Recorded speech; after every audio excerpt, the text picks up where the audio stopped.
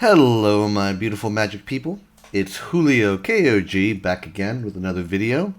Today, we're going to talk about Auntie Blyte. And we're going to have a budget version and one that has a little bit more of an allowance. For reference, the budget version is going to come in at just under $100. Yeah, I know it's not quite as budget as some of the other videos we've done, but if you want certain cards in monocolor, it is hard to replace them. So that's where some of that comes from. And if you're willing to spend a bit more, well, this version is going to be a bit pricier, as you can see, weighing in at just about 400 on TCG Player. Anyways, let's go ahead and go over Auntie Blyte. So she has a very unique effect, which says she's flying, 2 in a red for a 2/2. And it says whenever a source you control deals damage to you, put that many +1/+1 counters on Auntie Blyte Bad Influence. And you can also pay 1 in a red and tap her to remove X +1/+1 counters from Auntie Blyte. It deals X damage to any target. So there's a couple different directions you can go with this commander. But in my opinion, I think that you should do a mix of Voltron and burn damage. So basically, you're not relying on just one win condition, right? You can either pump Auntie Blyte up enough to commander damage people out, and then hopefully, if people are, if they're running Maze of if they're running all these sorts of things to stop you from attacking, or if they just have a lot of blockers or what have you, you can just go ahead and rely on your burn damage and board control spells to win the day. As you can see right here, we have a Planeswalker, Cough of the Hammer. Now, I don't see this run very much in mono red decks, and I think it should be run, because the -2 ability is add red to your mana pool for each mountain you control. So it's kind of a ritual, kind of almost a Cabal Coffers or a Cabal Stronghold type of effect. And also, if you're pumping up your Auntie Blyte, she is going to be a very nice blocker for you. So that's just right off the bat. So let's look at some of the important cards in the deck. First off, we have Volcano Hellion. So Volcano Hellion, when it comes in, you get to deal any amount of damage of your choice to you and a target creature. And the damage cannot be prevented. So this pairs up very well with a little bit of a sub-theme that we have for the deck, which is monsters that reflect damage. Mogmaniac, when it's dealt damage, deal an equal amount of damage to target opponent. Brash Taunter, when it's dealt damage, deal damage to target opponent. It can also fight creatures to kind of force that damage. So yeah, you have these reflector type cards, and then you have Volcano Hellion. So what you can do, if you're feeling pretty ballsy, is you can, if you have Auntie Blyte out, you can either Volcano Hellion and kill one of their creatures and, overkill it with like 20 damage, right? And then you can add that much counters to Auntie Blyte. So Auntie Blyte will essentially have 22 power, and she can just Voltron someone out right there. Another thing you can do is if you have Brash Taunter or Mogmaniac or one of the other creatures like Spiteful Sliver that reflect damage, you can say, okay, I'm going to deal 20 damage to myself and 20 damage to Spiteful Sliver. So you'll get the counters on Auntie, right? Voltron someone out. This will reflect the damage, deal 20 damage to someone's face, and then if you have one of the equipments or something to give this vigilance, or just wait until your next turn till it untaps, you can just remove the 20 counters and do another 20 and kill another person. So you can use a lot of Red's double-edged sword type spells that deal damage to you but give a benefit to really take advantage of that. So usually taking damage for yourself is a pretty big disadvantage, especially in red, since it's not the most defensive color. You're already kind of vulnerable because you don't really have like fogs or anything, or a lot of one mana swords to plowshare type effects. But with Auntie Blyte, she really pays you off for playing a bit more on the reckless side. I guess that's why she is a bad influence. So yeah, let's take a look at some of the other cards. Another really, really great card in the deck. Probably one of the key cards, and even in the budget version, I recommend people spring for it, even though it's $8, okay? But like I said, there's some cards that you really can't replace. That's why we're up to that 95 mark. I mean, I'm also including Valakut, which by itself, if you just take out Valakut, that's already getting it down to 70. So if you're looking for super, super budget, just take out the Valakut, take out some of the higher cost cards, but you are going to be missing out if you don't have Pyrohemia.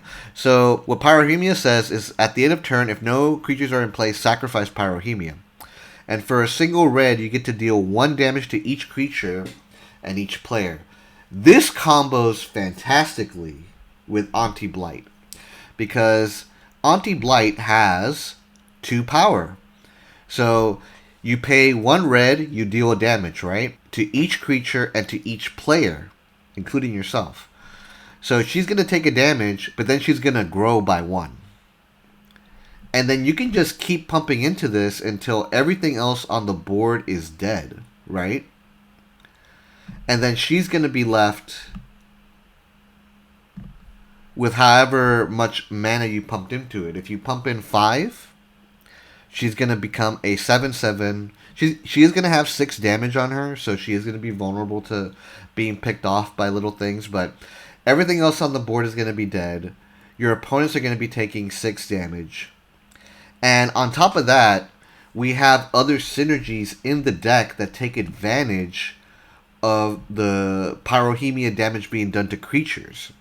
So for example, we have, again, the reflectors. So if you have Brash Taunter, you're also going to be dishing, let's say you use Pyrohemia 5 times, you're going to be dealing 5 damage to target opponent. If you have Torbrand, I mean, this is a famous combo in Torbrand where you have Pyrohemia and him, and while you're taking 1 damage, your opponent's creatures and your opponents are taking 3 damage per ping, because he, of course, adds 2 more damage. A new card in Brothers War, which is Mechanized Warfare. Let's see if I can bring it up. It's right down here. It says, if a red or artifact source you control would deal damage to an opponent or a permanent that an opponent controls, it deals damage plus 1 instead. So, again, while your stuff is taking 1 damage, they're going to be taking at least 2 damage, right? And another really great thing about Pyrohemia is it gives you a lot of board control. So we're worried about our health being too low, right? And if we're worried about our health being too low, we're kind of worried about, someone giving us a really big crackback attack. Well, you're going to be running, like I said, Pyrohemia, but also Blasphemous Act, Chain Reaction, Earthquake. Now, Earthquake and Molten Disaster are basically the same thing, except Molten Disaster costs a little bit more, but you can give it split second. And what it says is deal X damage to each creature without flying and each player. So it does not hit Auntie Blyte at all. And however much you hit each player, she's going to be growing by that amount. And again, a lot of your creatures, like your Brash Taunter or your Reflector type creatures like Spiteful Sliver and Mogmaniac, they're also going to be dealing additional damage, right?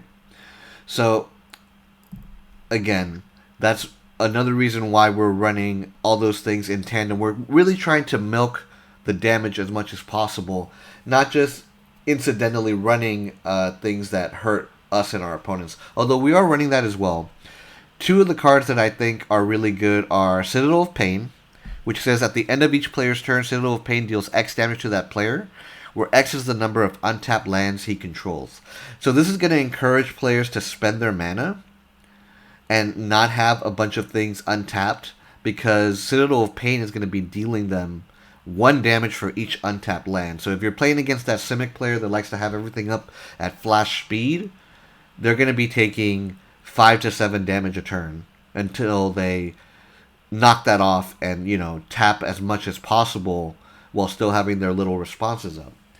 Mana Barbs, again, whenever a player taps a land for mana, it deals 1 damage to that player. And again, these things are amplified by Torbrand and by Mechanized Warfare. And there's other little effects you can run too, but I think these are the two best ones. And, they're at a pretty good price, 69 cents for Mechanized Warfare at the time of this recording.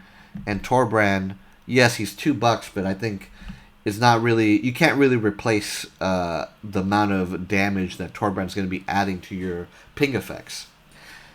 Alright, now let's see what else we have here. We have Roiling Vortex. And Roiling Vortex, at the beginning of each player's upkeep, it deals 1 damage to them. And if a player casts a spell and no mana was spent to cast it, it deals 5 damage to that player. So this can help if people are cheating out a lot of spells or doing things that say you may cast it without paying its mana cost. And as a bonus, you can turn off life gain for a turn. So the reason you would run this over the Sulfuric Vortex, which just says players can't gain life, is that you are actually going to be running Basilisk Collar and Loxodon Warhammer. And if you want to spend the money, you can also even run a Witch's Clinic, which I do have in the more allowance, the more expensive version, which says target commander gains lifelink until end of turn. So you can be giving your Auntie Blyte lifelink and gaining back the life that you just lost, right? So moving on, another really great card in this deck is Descent into Avernus. So at the beginning of your upkeep, put 2 descent counters on Descent into Avernus. Then each player creates X treasure tokens, and Descent into Avernus deals X damage to each player, where X is the number of descent counters onto Descent into Avernus.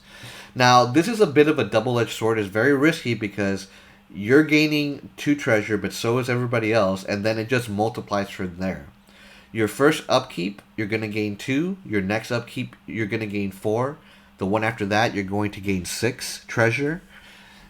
But your opponents are as well. So it's really going to speed up the game. But it's giving you mana. You get to use your mana first, which is really important. And it's dealing a lot of damage to your opponents. And it's also feeding Auntie Blyte and making her bigger and stronger. So even though it is a very risky card, I don't recommend running it in every deck unless you know what you're doing. I think that in the most circumstances, this is going to be a net positive for this deck. Okay, so a Descent into Avernus, an awesome card for the deck. All right, let's take a look at some of the more niche things. So I like Aki Battle Squad because it says whenever 1 or more modified creatures you control attack, untap all modified creatures. After this combat phase, there's an additional combat phase. The ability triggers only once per turn. So this can give you an extra combat as long as a modified creature attacks. You do have equipment, but I mean, Auntie Blyte puts +1 counters on herself, so she's always going to count as modified. I like Fanatic of Mogus. It's basically a red Gary, but it doesn't gain you any life. So it says when it enters the battlefield, deals damage to each opponent equal to your devotion to red. So depending on how big your board state is, you can be dealing at, a very absurd amount of damage to each player. Let's look at Fortune Thief, okay? So Fortune Thief says damage that would reduce your life total to less than 1 reduces it to 1 instead. And it also has Morph for red.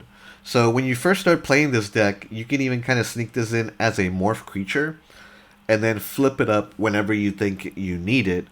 Basically, it's very hard for people to kill you through this if they're dealing conventional damage. It does not prevent life loss.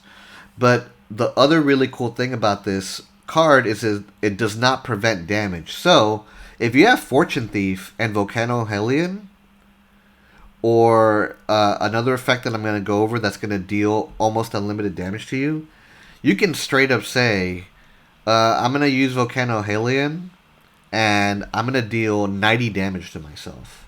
Okay? And then you will take 90 damage, and she will become a 92/92. And Fortune Thief will act as a replacement effect and reduce it to 1 instead. But you still got the damage dealt, so she will still see that damage and gain all those counters. So again, this is a lot more on that risky side of things, but you can also use this as a purely defensive creature. As long as this is on the board, I mean, you can give it hexproof or do any sort of thing to try to protect it. And you cannot die to most conventional... You cannot die to combat or most conventional things that deal damage. You can only deal to, like, life loss and things that say, I win the game, while Fortune Thief is on the field. And it's one of the few effects in red that does that. It's actually, for 5 mana, that's a pretty powerful effect. Alright, and then we have some of the pingers. So, for example, we have here Fire Slinger.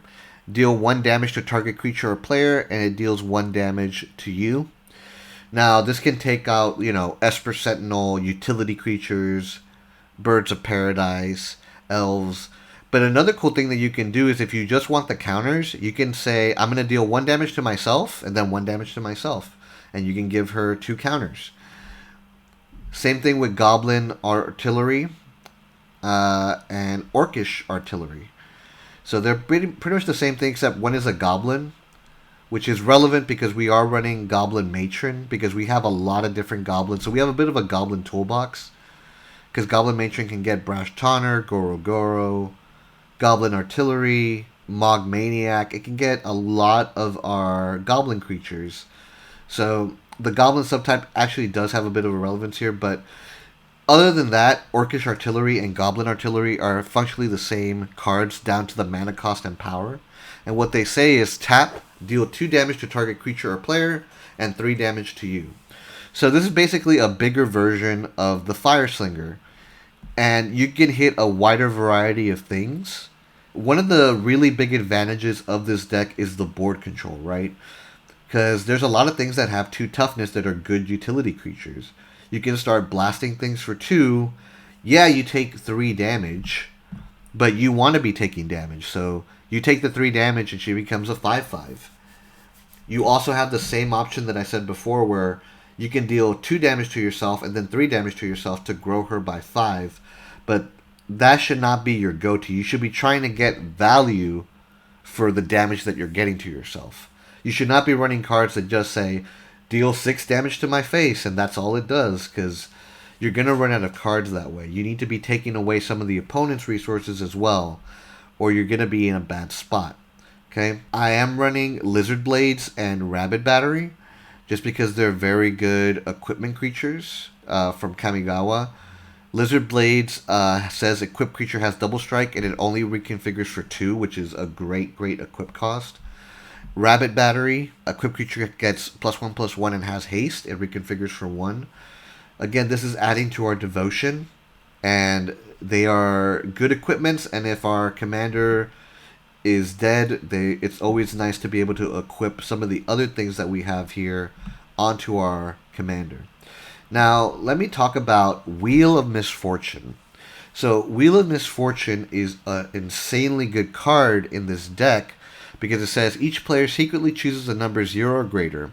Then all players reveal those numbers simultaneously and determine the highest and lowest number revealed this way. Wheel of Misfortune deals damage equal to the highest number to each player who chose that number. And each player who didn't choose the lowest number discards their hand, then draw 7 cards.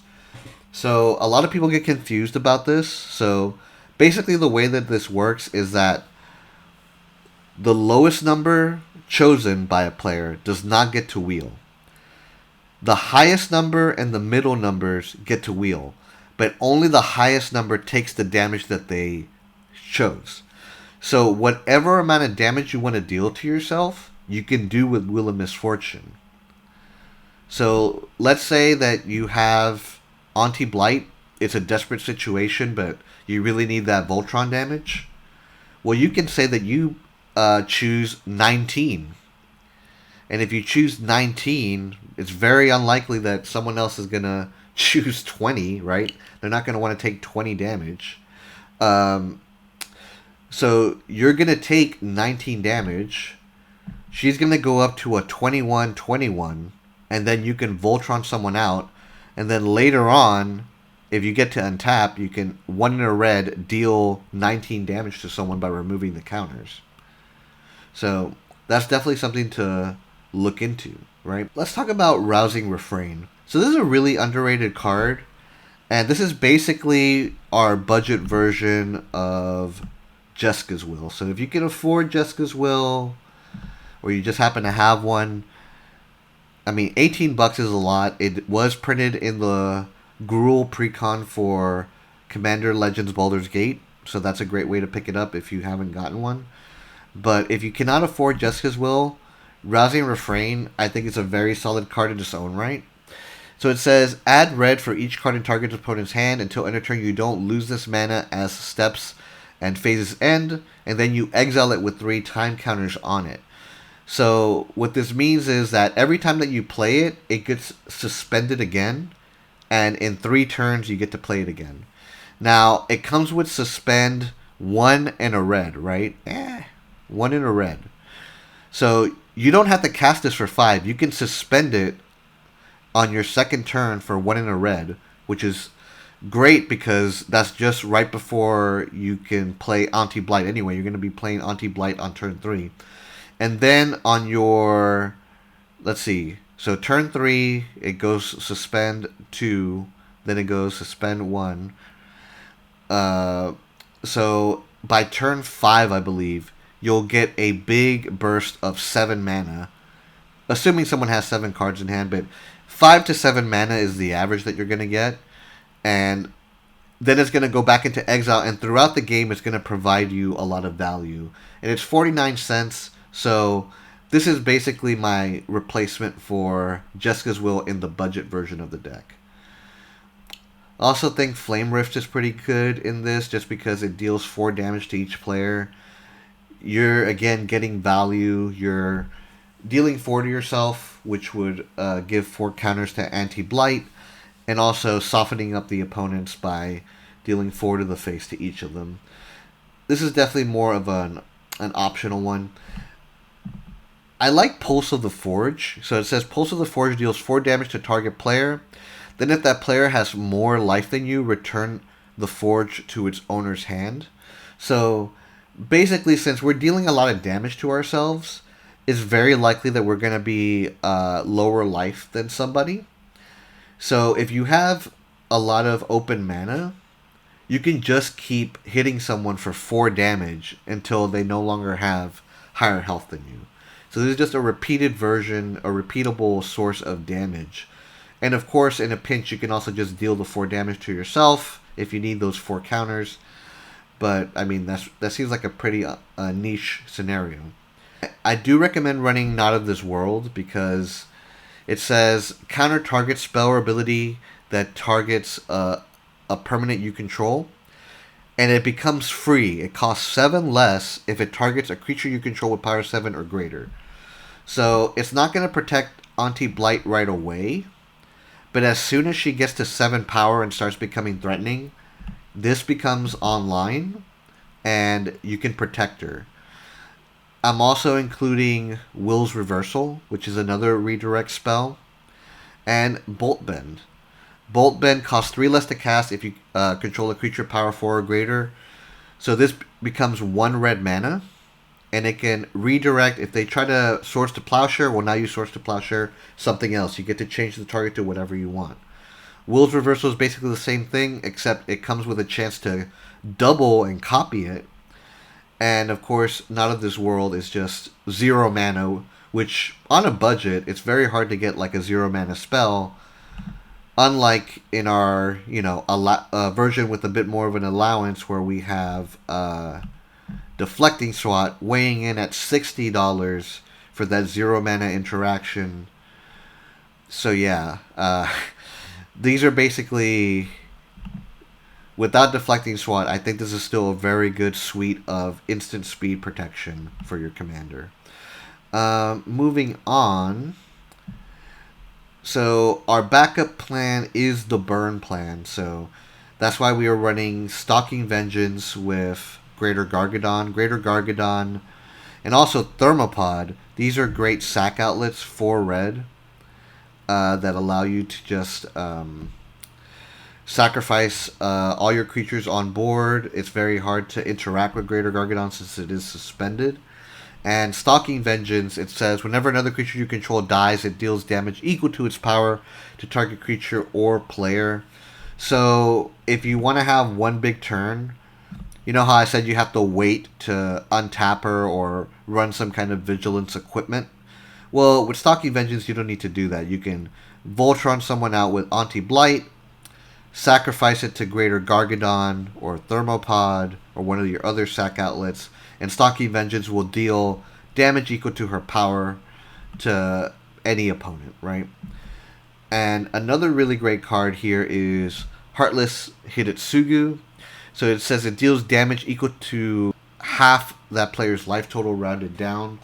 So this is a very, very quick way to get people in that kill range while also pumping up your commander tremendously. I like it with Perforos because you can basically cheat this out for 3 mana and tap at the same turn. Heartless Hidetsugu deals half damage to each player equal to half that player's life total rounded down. If you're at 40, it's going to deal 20 damage to you, and instantly she is in commander damage one-shot territory. Kill one player.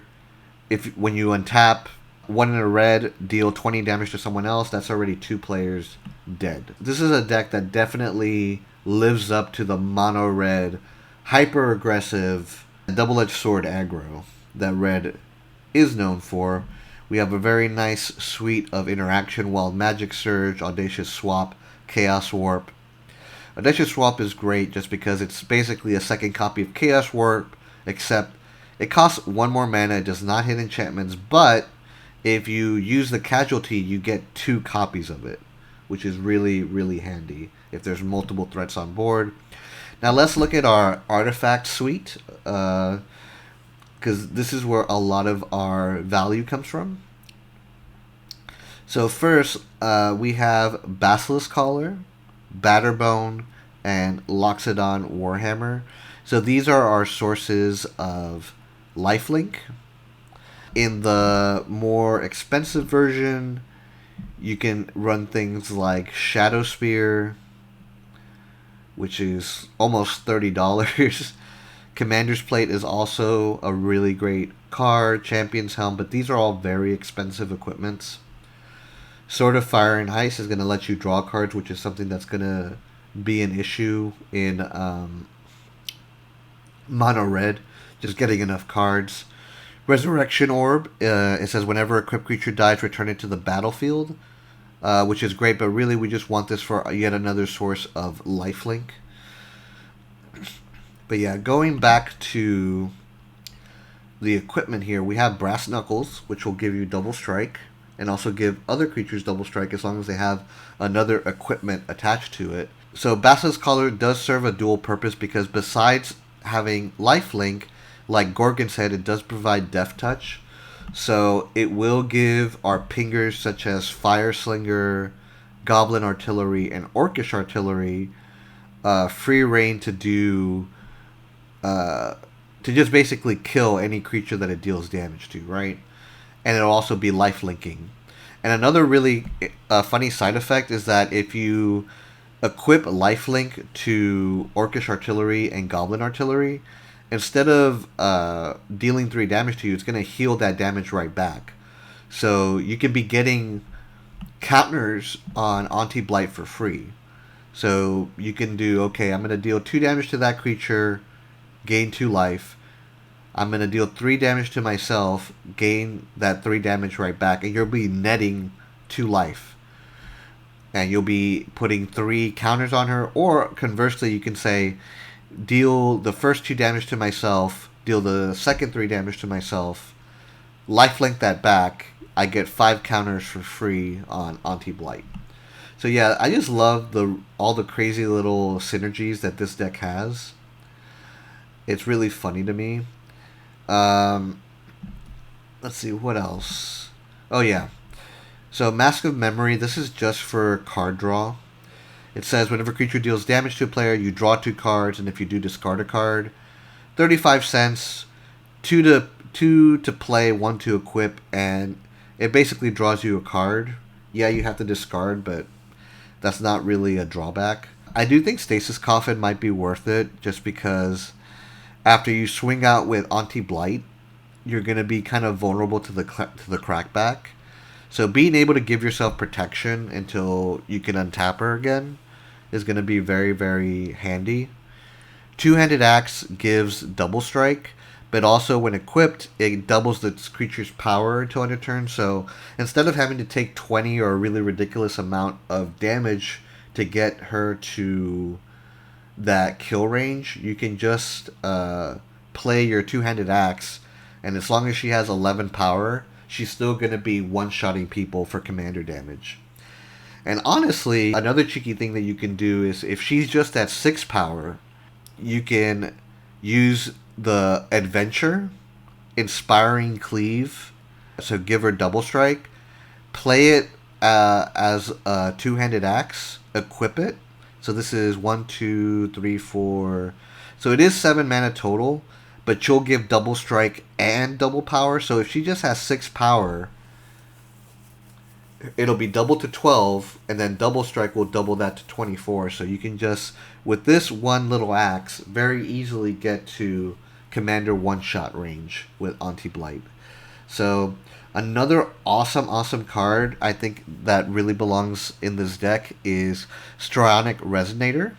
So it says 2 mana to play, 2 mana tap, copy target triggered ability you control. You can choose new targets for this ability. So guess what's a triggered ability, guys? Right, Auntie Blyte. So if you deal 10 damage to yourself and you're about to put 10 counters, if you just tap the Strionic Resonator, you'll put in 20 counters instead. So whenever you're about to get a big chunk of +1/+1 counters, you can double it. Unfortunately, it doesn't work with her activated ability. If you're running the Lithoform engine, it does do activated abilities, which is in the other version of the deck, which does both triggered and activated abilities. But yeah, that's just Strionic Resonator. Also, of course, works with things like Stalking Vengeance or the reflectors like Brash Taunter, where you can double up the damage on that for just 2 mana. I think it's a really amazing card, and it's still pretty reasonable at $279. But as I've noticed that it hasn't been printed that much, so just be careful. It might start getting a bit expensive if they stop reprinting it. Another great card here is Endless Atlas. So it says 2 mana artifact, 2 mana, tap, draw a card, activate if you only if you control 3 or more lands with the same name.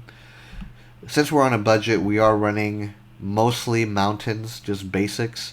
The only lands that I think are really worthwhile are War Room, which give you just a repeatable source of card draw whenever you don't have something to do.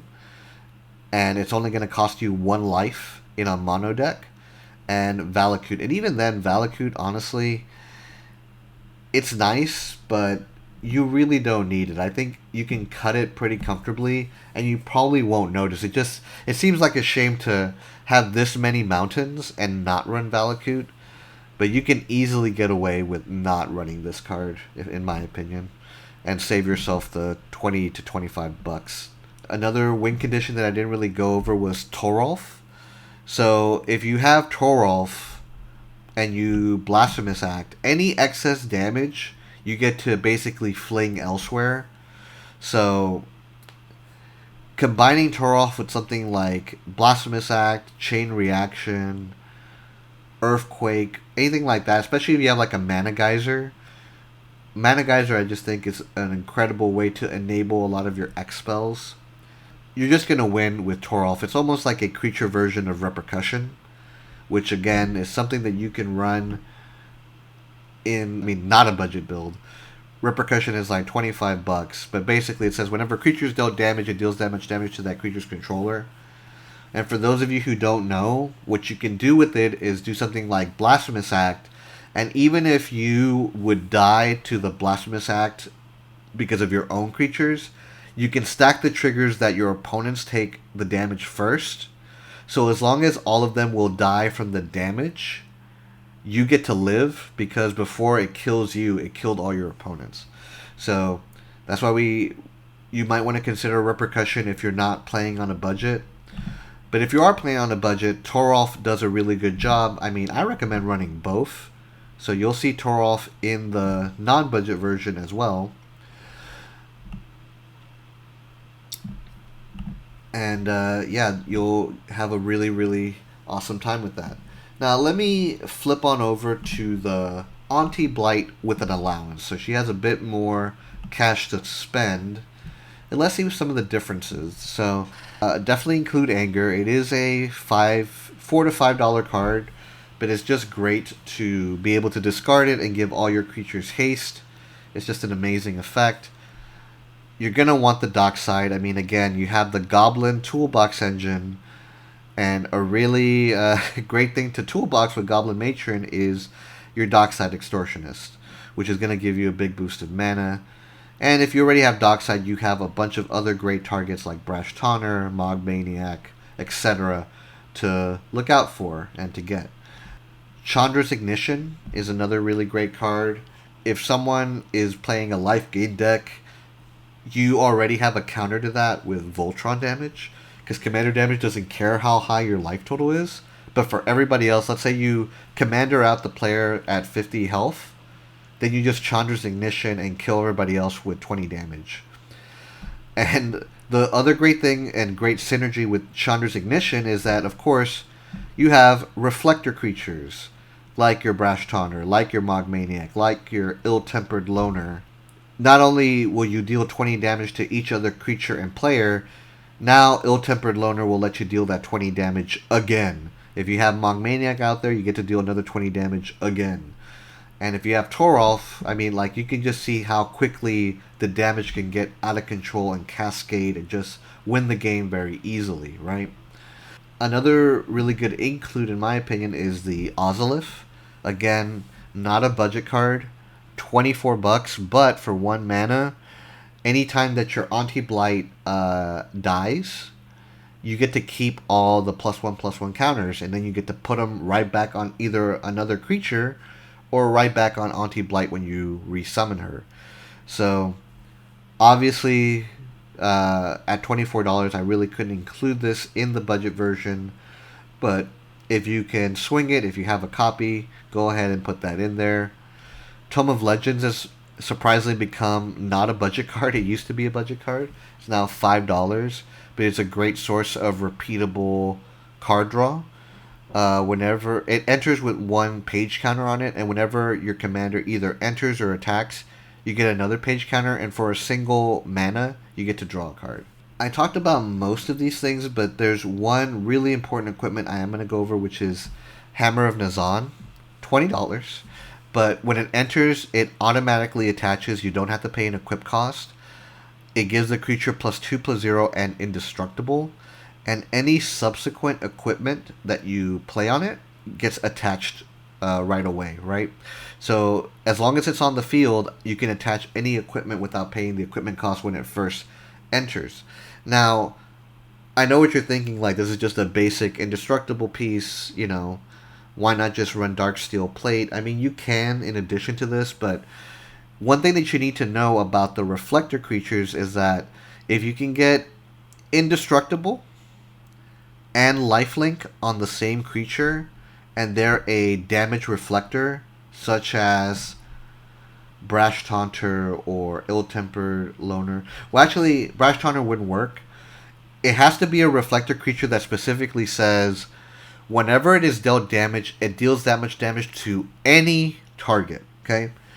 So if you get a creature like Ill-Tempered Loner that says, deals damage to any target, what you can do is, if this is indestructible and has lifelink, whenever this is dealt damage, you can just keep having it deal damage to itself, and you will gain essentially infinite life.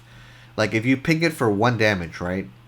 It has indestructible and lifelink. I'm gonna say, okay, Ill-Tempered Loner was dealt damage. I'm gonna deal damage to itself. Deal another 1 damage. Well, guess what? It got triggered again. Deal another 1 damage. Deal another 1 damage. Deal another 1 damage. Deal another 1 damage.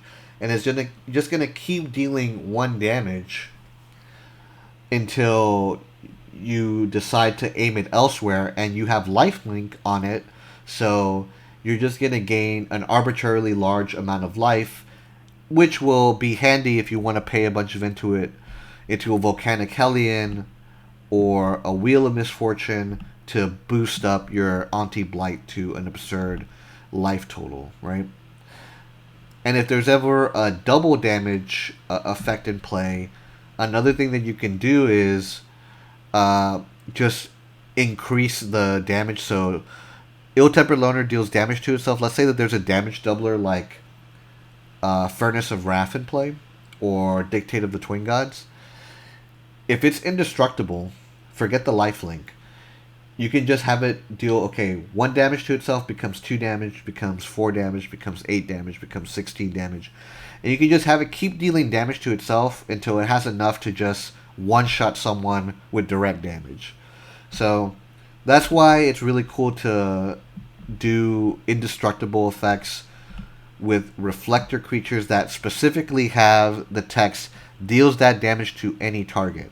Unfortunately, it does not work with Monk Maniac because it says deals damage to target opponent. Brash Taunter says any opponent. So it has to be a creature that specifically says deal damage to any target, like Ill-Tempered Loner. So yeah, I mean, this is basically the rundown of the deck. I do recommend Bonder's Enclave, Gaia Reach Sanitarium, Witch's Clinic. These would be the only other lands that I would add to the deck. Again, more card draw. And this also is a discard outlet for Anger. You're going to be a little bit strapped for card draw in mono red.